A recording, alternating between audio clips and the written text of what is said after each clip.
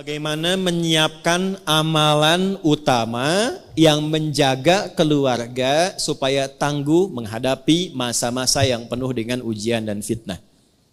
Yes. Sudah? Yuk kita bacakan. Saya mohon izin agak lebih tenang dan agak lambat untuk menyampaikannya sehingga mudah untuk dipahami. A'udzubillahi minasyaitonirrajim. Bismillahirrahmanirrahim. وَلْيَخْشَ الَّذِينَ لَوْ تَرَكُوا مِنْ خَلْفِهِمْ ذُرِّيَّةً ضِعَافًا خَافُوا عَلَيْهِمْ فَلْيَتَّقُوا اللَّهَ وَلْيَقُولُوا قَوْلًا سَدِيدًا. Ada ayatnya? Baik. Ini jawaban langsung dari Allah ya. Dan hendaklah setiap orang tua itu merasa khawatir yang sangat. Kekhawatiran dalam Al-Quran itu dibagi dengan dua kata. Ada khauf. Yang kedua ada khasyah. Baik. Anak biasa pulang jam 12. Jam 12:04 dia belum pulang. Ibu gelisah tidak? Khawatir tidak? Itu khauf namanya. Biasanya ibu tanggal 27 bulanan lancar dari suami itu. Tanggal 30 belum ada penampakan. Khawatir tidak? Nah, itu khauf namanya. Ya, itu ada di Quran surah kedua Al-Baqarah di ayat 155. Walanabluwannakum bisyai'im minal khauf wal ju' wa naqsim minal amwal wal anfus wath thamarat. Ketika sedang ngaji begini, tiba-tiba kita mendengar suara di balik ini. Suara harimau sedang mengaum misalnya. Takut tidak? Takut yang ini sama enggak dengan takut yang dua tadi? Lebih takut atau kurang takut? Lebih takut. Keadaan kita merasa lebih takut dan merasa terancam dengan itu disebut khasyah namanya. Khasyah.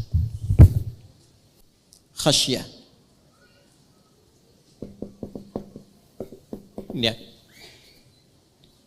Sudah? Saya kembalikan.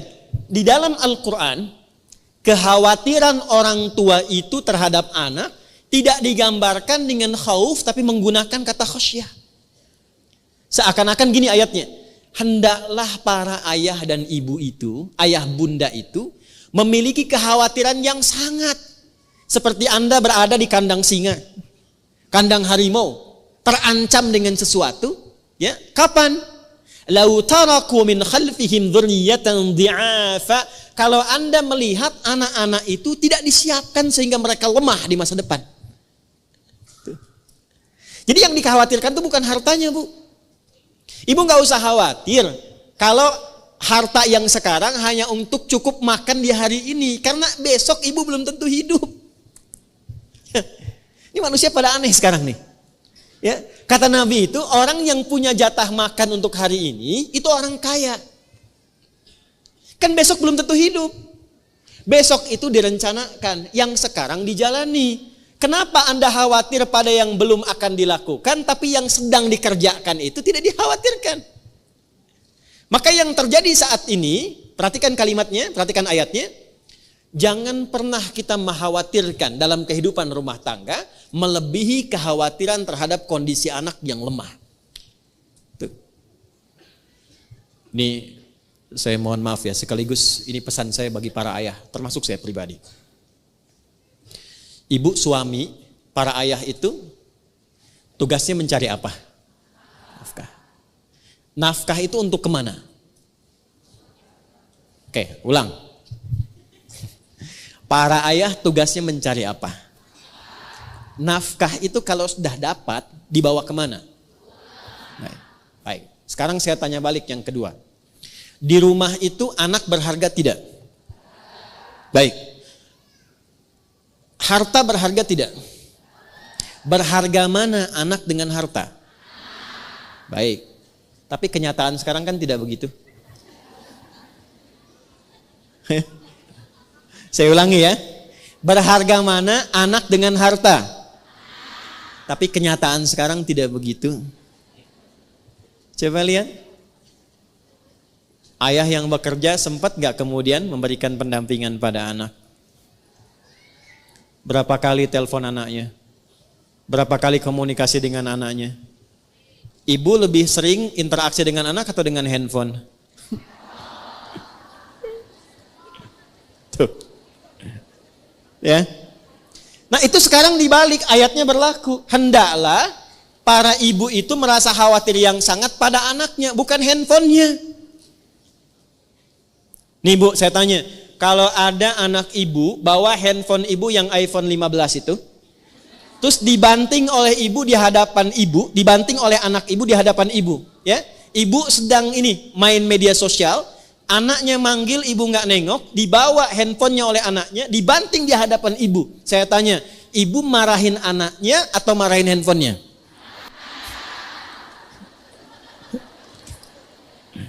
Tuh. Nah ayat ini berlaku sekarang. Katanya Anda mencari harta itu untuk memberikan fasilitas pada anak. Sekarang Allah berikan harta, tapi Anda gunakan perhatian kepada harta melebihi anak. Oke, yang kedua, ada seseorang punya kambing dan punya anak satu. Anaknya sakit, lantas dia bawa kambingnya ke pasar. Dia katakan, saya mau jual kambing ini Pak. Kata pembeli, kenapa dijual? Untuk biaya obat anak saya yang sakit. Kejadian kedua, ada orang punya kambing, punya anak. Lalu anaknya dibawa ke pasar. Disampaikan pada penjual, saya pengen jual anak saya Pak. Kenapa? Karena kambing saya sakit.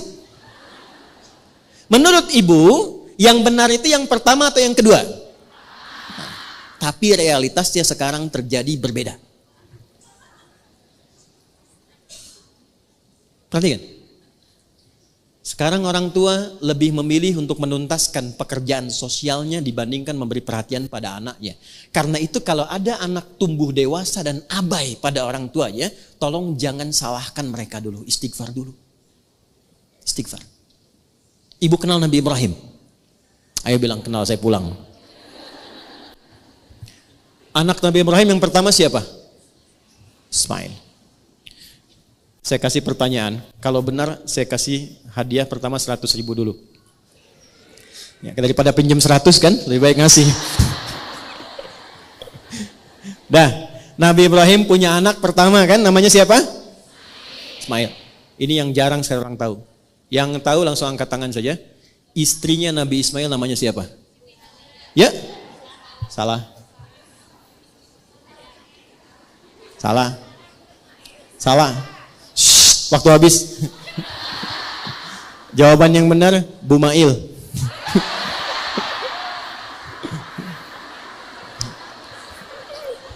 Ibu hampir Bu ya, Bu hampir. Saya punya istri, namanya siapa? Bu Adi. Pak Eko punya istri namanya? Nabi Ismail punya istri namanya? Nah itu gampangnya begitulah. Dah, sudah. Ini Ismail.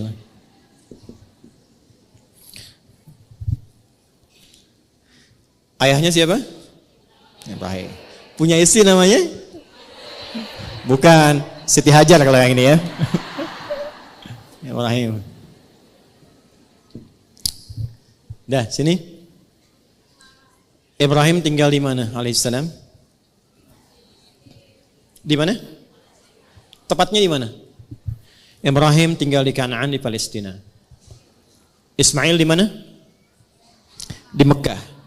Perhatikan baik-baik ini yang mau saya sampaikan. Nanti kisah ini direkam sempurna dalam Al-Quran, bahkan disurah dengan namanya surah Ibrahim. Perhatikan baik-baik. Sekalipun ayah itu berada di tempat yang jauh, ayah di Palestina, anak di Mekah, tapi tidak menghilangkan kesempatan ayah untuk memberikan perhatian kepada anak. Nabi Ibrahim itu Nabi, Rasul, seorang suami, seorang ayah. Beliau mencari nafkah, beliau berdakwah. Tapi setiap pertumbuhan Ismail itu selalu memastikan dan datang melihat. Ismail tumbuh bagaimana? Ismail temannya siapa? Sampai mau nikah pun itu tahu dan memberikan arahan. Ini istri yang bagus begini, yang soleha begini. Apa yang terjadi? Ini yang mau saya katakan. Dengan perhatian orang tua yang begitu luar biasa, bahkan belum balik pun, itu anak merasakan dalamnya pekerjaan ayah.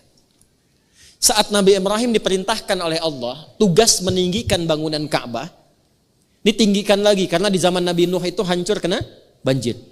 Saat mengambil batu, kakinya melangkah, kaki pertama yang menapak disebut makom namanya. Jadi kalau ibu umrah atau haji, itu di Hajar Aswad, geser sedikit ke kanan, searah tawaf, itu ada makom Ibrahim ya. Nah, itulah tapak kaki Nabi Ibrahim pertama saat akan meninggikan bangunan Ka'bah. Lalu ketika membawa batu ingin meninggikan, anaknya melihat itu. Nah, yang tidak banyak orang tahu, anak beliau itu, Sayyidina Ismail, itu belum balik waktu itu. Ketika melihat ayahnya sedang bekerja, merasa pekerjaan ayahnya, maka anak itu bawa batu dari sisi yang lain. Batu yang dibawa kemudian disusun. Kalau bahasa kita, ayah aku boleh bantu enggak? Disusun-susun. Kalau batu sendiri, batu disebut hajar namanya. Kalau dia disusun-susun, membentuk satu bagian disebut hijr namanya. Kalau dia menjadi ruang disebut hujrah namanya. Maka disusunlah batu itu menjadi bagian dari sisi Ka'bah. Sampai sekarang diabadikan dengan nama Hijr Ismail. Tapi poinnya bukan karena hijrnya. Poinnya itu refleksi bagi setiap orang tua yang tawaf. Itu dengan hubungan dengan anak bagaimana? Jangan-jangan harta kumpul bagus, jabatan suami bagus, ibu enak, tapi dengan anak gak cocok. Gak pernah kenal, gak pernah salam, pergi cuek begitu saja. Apa? Jadi harta yang didapatkan selama ini untuk apa? Anda mencari harta keluar untuk yang di dalam. Anda dapat harta di luar, tapi gak dekat dengan yang di dalam. Lalu manfaatnya apa harta yang didapatkan itu? Dan hebatnya, saat mendapat tugas berat untuk menyembelih pun, itu anak langsung berdedikasi mengorbankan jiwanya. Pak, kalau perlu lakukan sekarang cepat, jangan ditunda.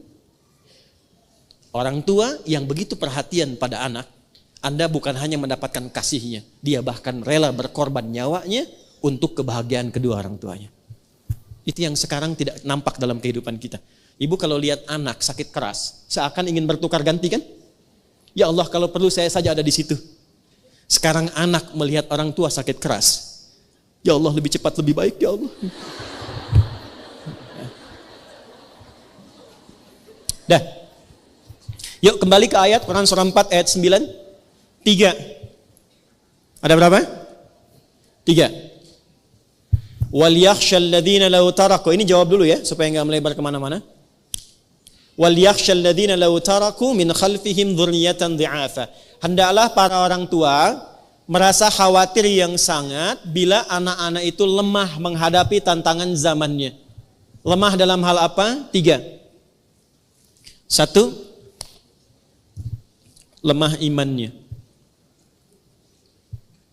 Saya ulangi, lemah imannya. Iman pasangannya di Al-Quran amal soleh. Jadi kalau orang itu sudah lemah imannya, pasti amal solehnya sedikit. Kalau orang sudah sedikit amal solehnya, itu tandanya imannya sedang lemah. Maaf, biasanya sholat sunnah sekarang cuma fardu saja, sunnah nggak dikerjakan. Itu tandanya sedang lemah iman. Biasanya puasa sunnah, sekarang malah nggak dikerjakan sama sekali. Itu tandanya sedang lemah iman. Baik. Biasanya akhwat ini sholatnya rajin, sekarang bahkan sholat fardu pun sedang tidak sama sekali. Tandanya apa? Tidak, tandanya sedang head. Ya? Dia tidak sholat. Tapi kalau dia abaikan sholat begitu saja, itu tandanya sedang ya bermasalah imannya.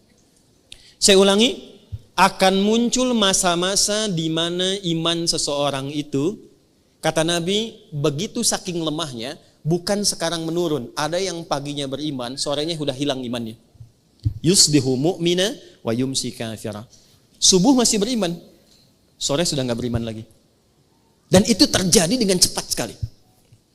Ya, pagi-pagi masih biasa.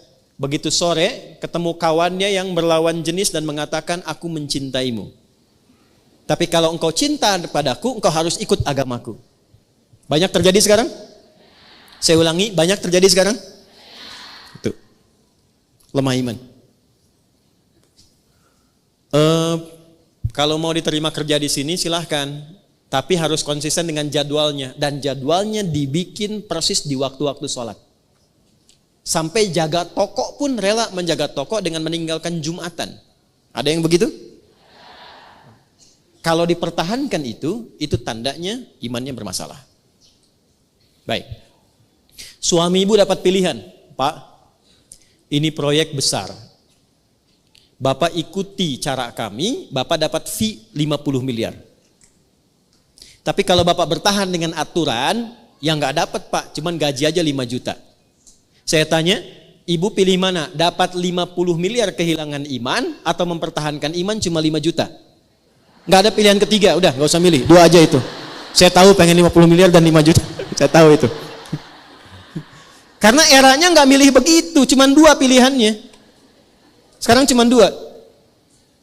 Ya, dia hafal Qul huwallahu ahad, dia katakan semua agama sama, menuju pada Tuhan yang sama, cuma caranya beda. Ada yang begitu?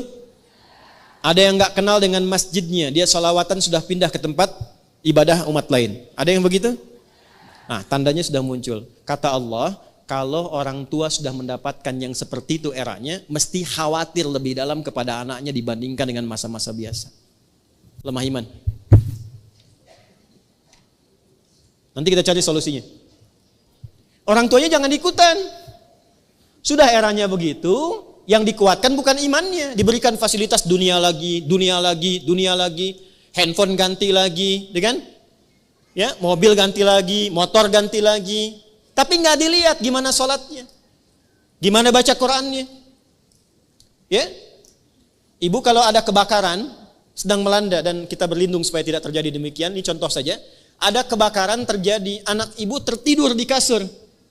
Ibu apakan?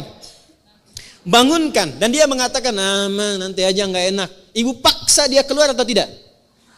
Kenapa? Takut terbakar. Panas gak apinya? Nah, saya mau kasih tahu dari sekarang, neraka itu lebih panas. Dan saat sudah tiba waktunya, udah nggak ada kesempatan lagi. Ibu nggak bisa berkata begini, ayo cepat di depan neraka, nggak bisa. Kalau waktunya sudah tiba, udah selesai. Tidak akan bisa menggantikan setiap posisi. 2, lemah ilmu.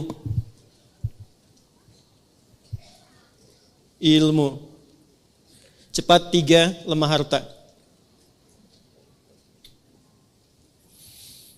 1 iman, 2 ilmu, 3. Jadi kalau ibu di sini bertanya bagaimana mengatasi fitnah akhir zaman, kuatkan 3 hal ini. Tapi urutannya jangan dibalik ya. Urutannya masih seperti ini. 1 apa? Iman. Yang kedua? Yang ketiga?